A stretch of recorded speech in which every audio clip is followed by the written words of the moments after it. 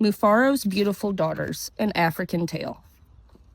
Mufaro's Beautiful Daughters was inspired by folklore collected in 1895. The detailed illustrations are inspired by the ruins of an ancient city found in Zimbabwe and the flora and fauna of that region. The names of the characters are from the Shona language. Mufaro means happy man, Nyasha means mercy, Manyara means ashamed, and Nyokai means snake.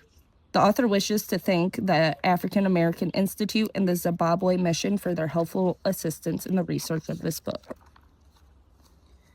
A long time ago, in a certain place in Africa, a small village lay across a river and a half-day's journey from a city where a great king lived.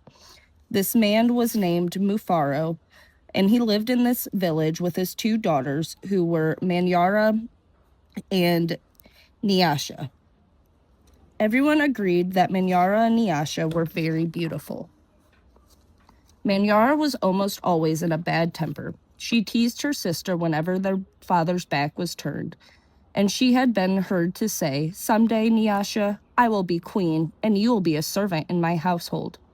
"If that should come to pass," Nyasha responded, "I will be pleased to serve you. But why will you say such things? You are clever and strong and beautiful. Why are you so unhappy?" "Because everybody talks about how kind you are, and they praise everything you do," Manyara replied. "I'm certain that father loves you best, but when I'm queen, everyone will know that your silly kindness is only weakness." Nyasha was sad that Manyara felt this way, but she ignored her sister's words and went about her chores. Nyasha kept a small plot of land on which she grew millet, sunflowers, yams, and vegetables.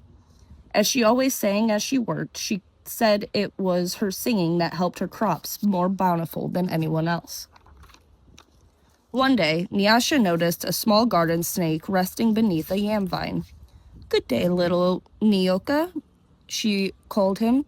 "You are welcome here. You will keep any critters away who may spoil my vegetables." She bent forward, giving the little snake a loving pat on the head, and then returning to her work.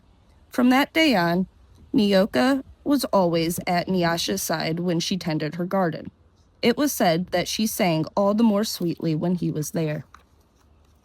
Mufaro knew nothing of how Manyara treated Nyasha.